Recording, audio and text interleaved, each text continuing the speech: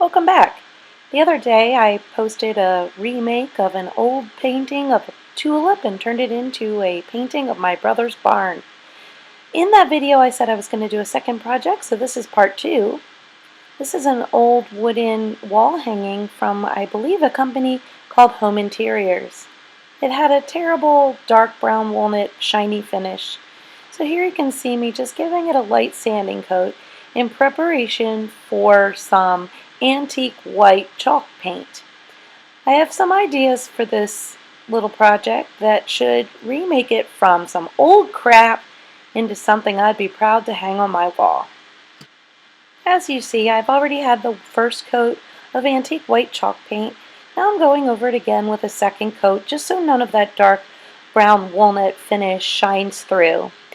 Later I'm going to be painting an image of a small floral wreath on the back of this, so I wanted to have a nice opaque covering.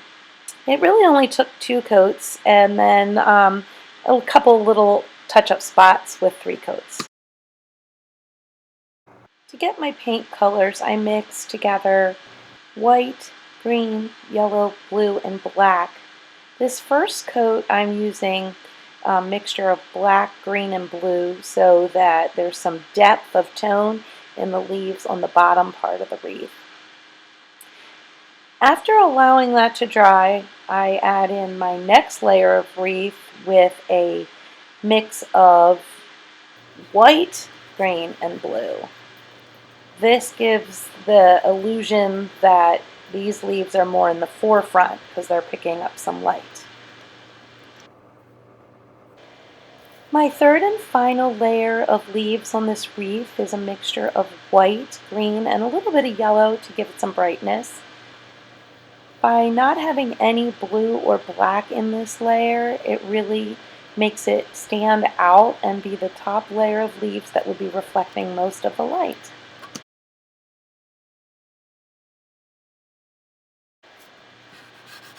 Alright, at this point I take a sanding sponge and I just want to take the very edges off of the white chalk paint to give it an antique look. It makes it look like it's aged and worn naturally. I was having a lot of trouble getting the paint to come off because chalk paint is very, very strong.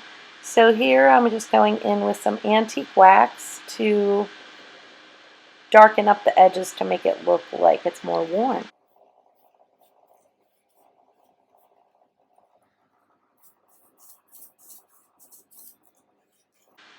Again, after that is allowed to dry, comes my favorite part. This is where I'm using my hot glue gun. I mean, seriously, hot glue guns are the best.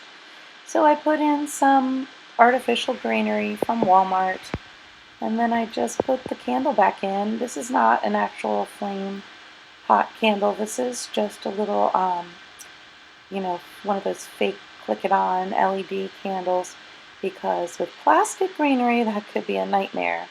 But here you can just see I put it on a little vignette. It also has a hole in the back that you can hang it on a wall. I'm pretty pleased with the way this turned out. Here you see it above a little tray that I made last year with some Dollar Tree and Walmart items. That was a really fun tray to make.